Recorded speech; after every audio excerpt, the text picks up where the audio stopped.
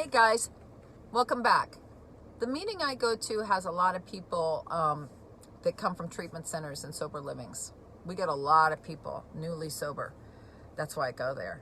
And when they come to the meeting and they've been there for like 30, 45 days, and then they're ready to go home. Maybe it's Louisiana, maybe it's someplace in Texas, or they go back to New York, because we have a lot of treatment centers here that people come to from around the country.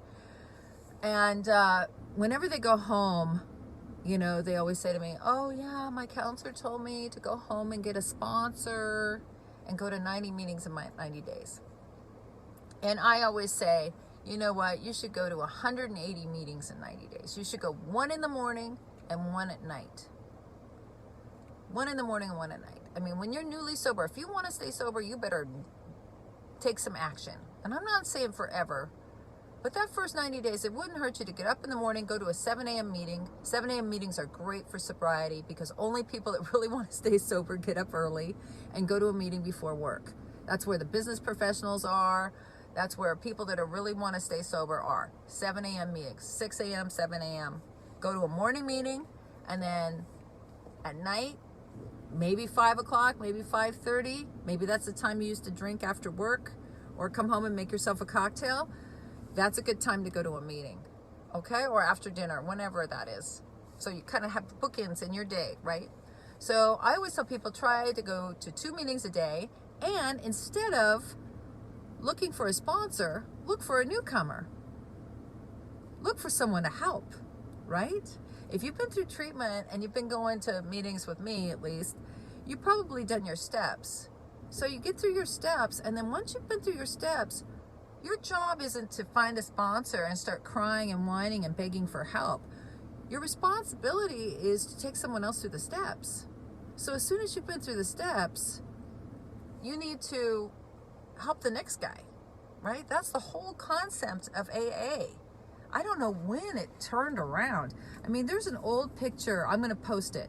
Okay, so look on my Instagram and Facebook. I'm going to post a picture of this old picture of Bill and Bob when they went to see alcoholic number 3 in the hospital. When they got that guy a room for his, treatment, they were going to give him a treatment for alcoholism.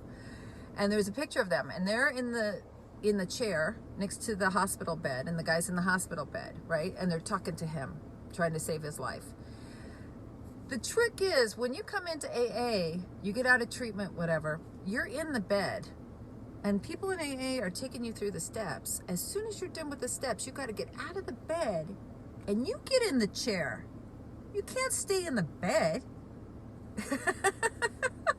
People want to be like perpetual victims. Alcoholics. Buy me, bring me, take me. What are you going to do for me now? I need help. Fuck you. You know what I mean? The only way you get help is to help someone else. The only way to get help is to help someone else. And while you're busy helping someone else, God will take care of your life or your higher power, whatever that is. So you have got to get out of the bed. If you notice, people come into AA that are chronic relapsers or whatever. I hate that word. I was a chronic relapser when I was trying to get back. And I don't like that word.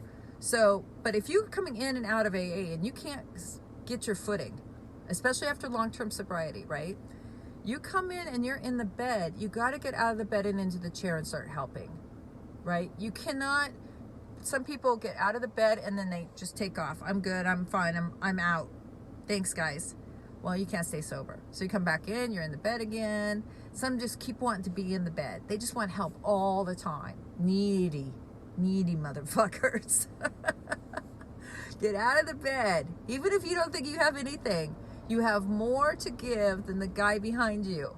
So get out of the bed, into the chair, and start helping. That's why commitments are so important. That's why if you did get a sponsor, they would tell you to wash ashtrays. I guess we don't smoke in the rooms anymore, but wipe down tables, set out chairs, wash the coffee pots, pour coffee, take out the trash, because you have to start helping. You cannot just be a victim. That's not what this kind of program is. This is about taking responsibility. I mean, a lot of us have a lot of shit, a lot of trauma, and a lot of shame, and a lot of guilt. and it will kill you if you sit there. If you stay in the bed, you will die. So get out of the bed, into the chair, and start helping. Thanks.